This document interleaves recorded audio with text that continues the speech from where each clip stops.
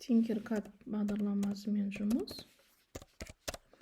Tinkercad сайтын ашамыз. Осындай басында кіретін кезде тіркелеміз. Егер сіздер осыған дейін тіркелмеген болсаңыздар, вход жасаймыз. Мында преподаватели деп кіреміз. И мында вход с помощью учетной записи Google. Мен өзім осылайнан кіремін, өткені ыңғайлырақ, да? Любой жерде ашуға болатындай.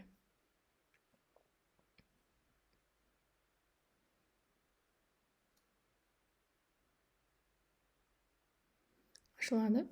Мында создать деген кнопка бар. Ең алдымен бір жаңағы дизайн проект сызу үшін создать пен кіреміз.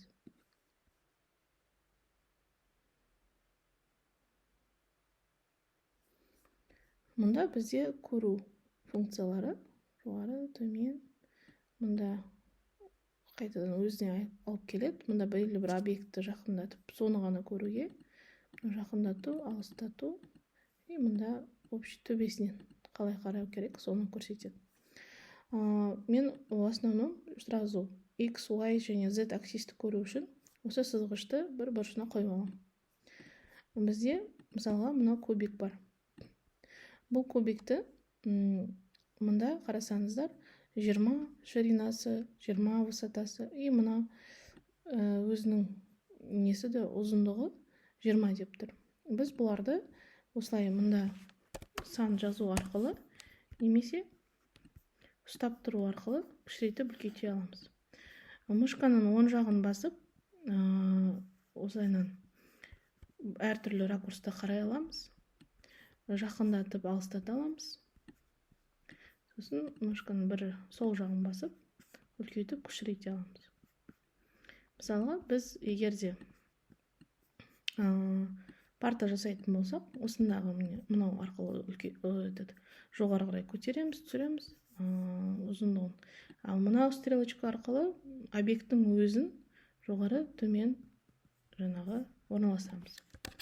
Бізде Ctrl-Z пен немесе мынау отменить пен назад, а мынау вперед кетеді.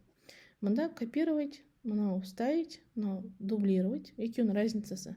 Мысалы, copy, paste жасаса, ол жанына келеді. Ал егер объектті таңдап дублировать етсек, ол дәл өзінің үстіне түседі. Сол арқылы сіз белгілі бір объектті дәл сол жерден кішірейтіп үлкейте аласыз. Енді қазір біз бір стол сызып көрейік. Столдың макетін жасап көрейік. Мында артықталып, мында екінші нелер бар, шейптер бар, фигуралар. Бұлар прозрачны болады, отверстие. Немесе мынаны да, егер түспен таңдап қойсаңыз, отверстиямен өзгертсеңіз болады. Мында оның түсін таңдасаңыз болады. Одан кейін қандай функциялар бар? Радиус, шеги, ширина, длина, высота деген сияқты бар. Енді бізге мында столдың несін аяқтарын жасау керек, та? Ол үшін біз осылайнан сызып аламыз.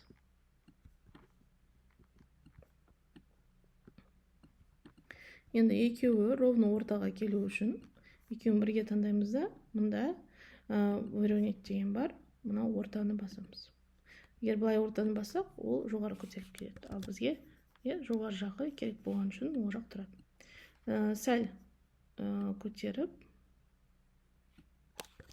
қазір ортаға қойып алдық. Енді мынаны ғана таңдап, сәл астынан да шығып тұратындай, өйткені асты кесілгенде қалып қоймау керек. Қазір шығып тұрған сияқты, бірақ точно уверен болу үшін сәл үлкейтіп, мынаны түсірсек болады. Сол кезде астына көбірек шығып тұрады. Енді осы екеуін бірге таңдап, группировать деп басқан кезде, мынау отверстие, ол бізде тесік болып шығады.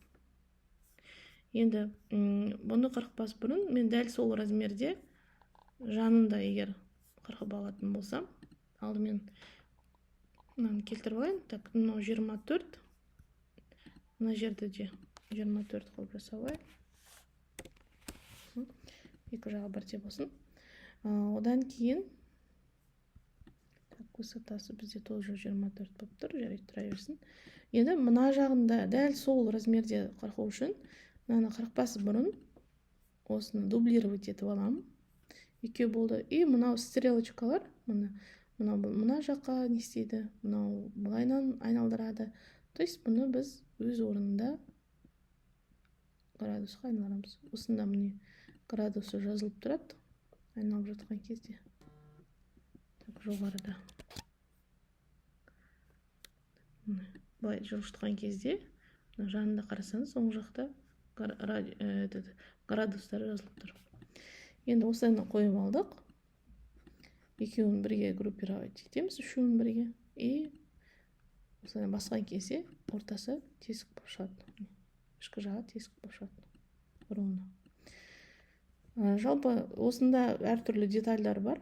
Қолдана болады. Мұнда мысалға текст жазуға болады, үстіне, жанына, астына. Тоже әртүрлі неде қоюға болады. Тексті өзгерту үшін мұнда сөзді жазамыз.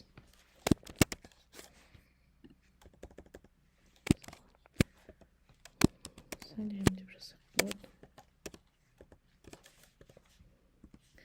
И мұнда кішірейтіп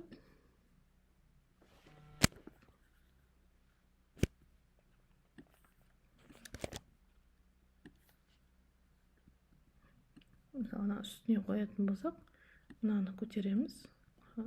Шамалы шығып тұратындай. И тағы да кішірейтсек болады. Shift-ті басып тұрып кішірейтсек, барлық тарапы кішірейді. Ал Shift-ті баспай кішірейтсек, ол произвольно кішірейді. Барлық тарапы бірдей кішірейгені керек. Сосын высотасы слишком ұзын болып тұрса, сәл түсірсек болады. И осылай жазып қойдық. Егер де бұны тоже ішіне, то есть барлық бір элемент ретінде болған қаласақ, мынаны сәл төмен түсіремізді, шығып тұратындай, ішіне, то есть кіріп тұратындай. Мұнда қараңыздар, 1 миллиметр әртүрлі осындай өлшемдер бар. 0,1 миллиметр деген бар. То есть оны қозғаған кезде де ол кішкене роль атқарады. 1 миллиметрмен ол, то есть әр шағы, ортасы, арасы біздің қозғалыстың ол 1 миллиметрмен жүреді. Ал отключить етсек, вообще кішкентай немен жүреді. Оны сіз мысалы стрелкамен жылжыту арқылы көре аласыз. Мысалы қазір мен жоғары, төмен жай жылжып жатыр. Ал егер де 1 миллиметр қойсам, жоғары, төмен шаг сияқты да, солай жүреді. Основной 1 миллиметр тұра берсе болады, но мынандай прям четко, кішкене ғана жылжытатын болсаңыз, онда ше лучше одан кішірек немесе мүлдем өшіріп жазсаңыз болады. Енді екеуін біріктірсек те болады. Ол кезде уже мынаны ішіне құйылып жазылғандай болады да.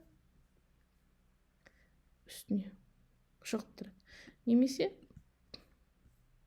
бұны сәл ішке қарай кіргізіп,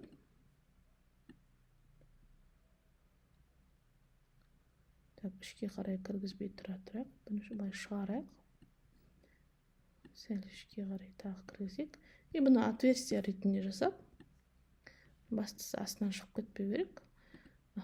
Отверстие қылдық, екеуін бірге таңдап, группировать десек, оның іші осылайдан ойылып жазылады. Жаңағы шрифтің функциясын өзгертуге болады. Мына жерде таңдаған кезде мұнда әртүрлі, енді 3-4 түрлі ғана бар, содан ауыстыруға болады. Енді брелок жасауға байланысты. Менде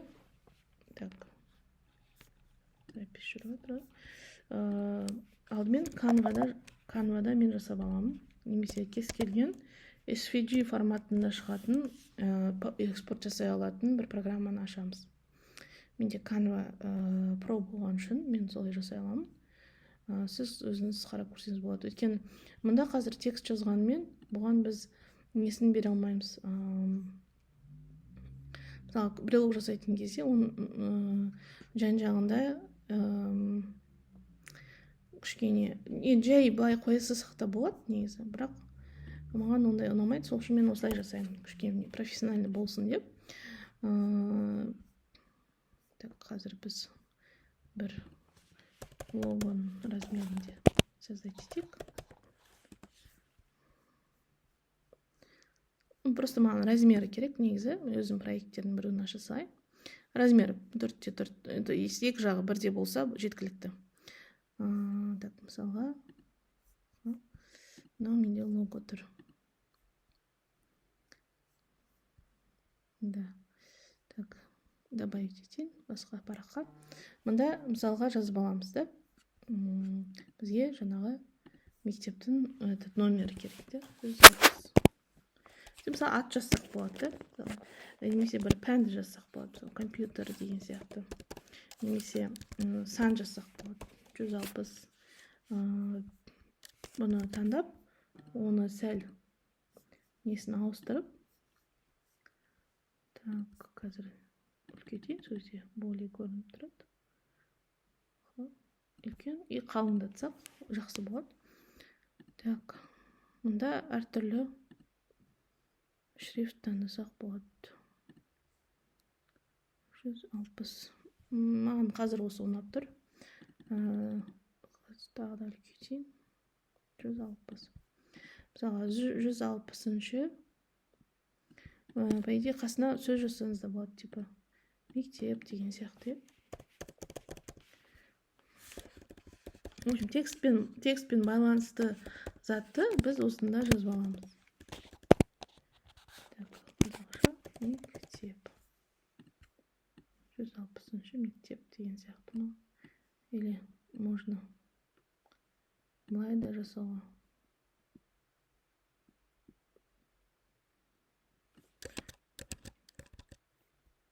Немесе осылай жанына. Оны көре бересіздер, қалай жасағыңыз келеді. Ат жазғанда да осылайнан мысалға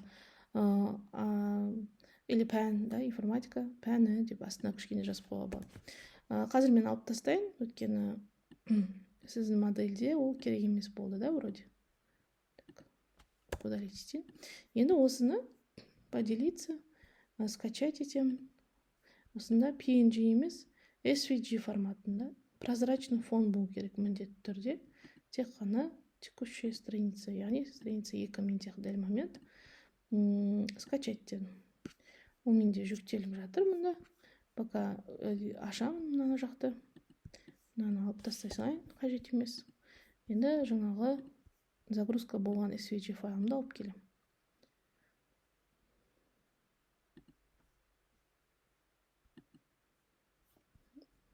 Келмей жатса, осылай алып келем.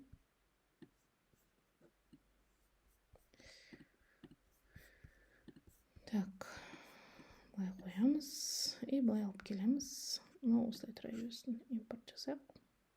375 дегенде мысалы 60-100 деп ауыстыруға болады. Баса салдым. Так, сәл кішірейтейік. Так, былайнан 63, былай 25. 50 деп қояқ. Енді менде осылайнан келді. Алдымен бұның качествосын 100%-ға қойып аламын. То есть максимально 24 бізде. Енді бізге осы жазудан 3 так, бірінші несін қойып алайын. 2 мм деп. Так, 2 мм деп қойып алайын. Одан кейін так, мынау бізде 2 мм. Бұл қалыңдығы, е. Осында 3 копиясы керек. Alt деген кнопканы басып тұрып, мынаны таңдасам и тартсам мына жаққа қарай, ол копировать етеді. Немесе былайнан дублировать етіп қойсаңыз болады.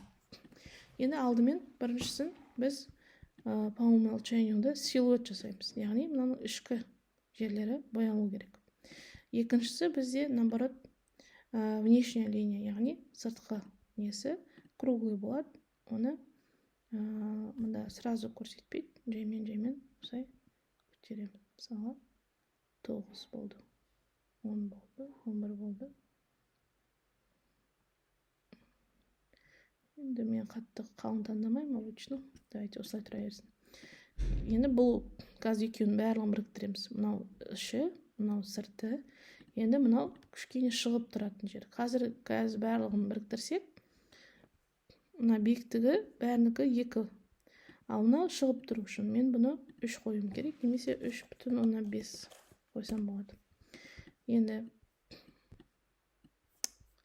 бұл Tinkercad'тың жақсы жері, байқамай шығып кетсеңіз, ол сізде сақталып тұра береді. Өйткені онлайн барлығы жұмыс жасайды, интернетке қосылу болу керек. Осыны таңдадым, мұнда 3,5 қойдым. Енді барлығын бірге біріктіреміз. Бірінші дұрыстап аламыз. Мынау ортаға, былайынан да ортаға келу керек. Міне қарасаңыз, мында міне сәл шығып тұр асты. И барлығын біріктіру арқылы біз бір объект ретінде бұны сақтаймыз. Енді екінші нәрсе, ол бізде мында брелок, яғни несі болу керек, ұстайтын жері болу керек. Осымен қойсаңыз да болады. Немесе мынаумен кішірейтеміз. Shift-ті басып тұрып, бәр жағы бірдей болатын.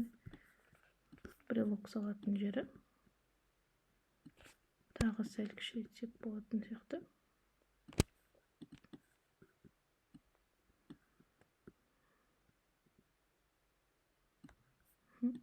Енді бұның биіктігін астындағының размері сияқты 2 жасаймыз. Осылай. Енді бұны әр жерге қойға болады. Мына жерге, мына жаққа деген сияқты өздеріңізге қалай ыңғайлы болса. Мен қазір мында қойайын. Тым үлкен болып кетсе, сәл кішірейтіп қоюға болады. Так. 2 деді, қайттан 2-ні қояқ, кішірейіп кетті. Ровно келіп тұр.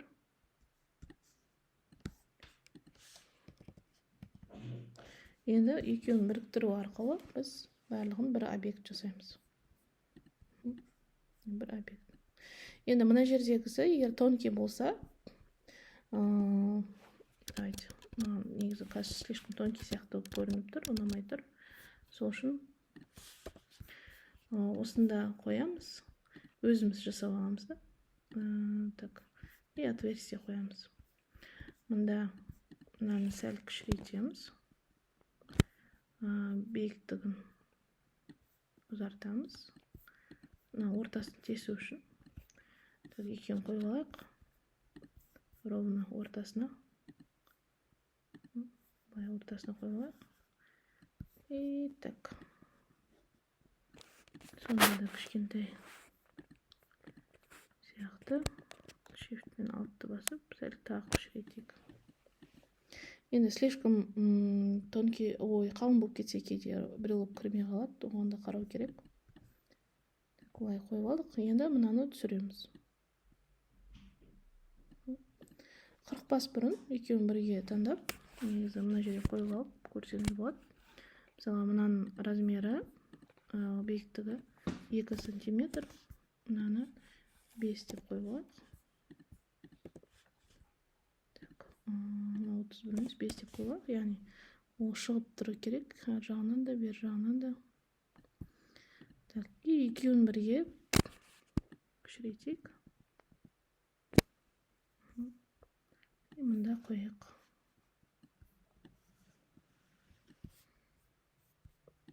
Мынамен ровно. Так.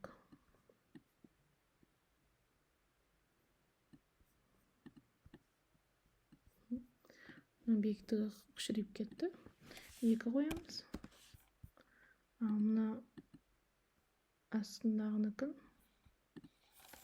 6 қояқ. Шығып тұрсын да. Астынан үстінен шығып тұру керек маңыздысы. Енді барлығын бірге таңдап выделить етпейміз. Бірінші мынаумен мынаны 2 түрлі вариант бар. Екеуін біріктіріп алып, сосын мында тесік жасау. Немесе мынаумен бірігіп тұрады. Немесе алдымен мына екеуінен тесік жасап алып, сосын мына екеуін біріктірсек болады. Осылайынан да жасасақ болады. Кез келген вариант болады енді. Так. Маған более мына вариант ұнаған сияқты. Мынаумен мынаны біріктіріп, кейін мынаумен мынаны біріктірейін. Сплошной болып кетеді. Енді бұны жасап болғаннан кейін экспорт жасаймыз. STL форматында. И осыны слайсерге салып, STL форматында слайсерге салып, принтерден шығарамыз. Слайсерге салған кезде қарап алу керек, размерлерін дұрыстап. мысалы бамбулап слайсермен салып көрейін.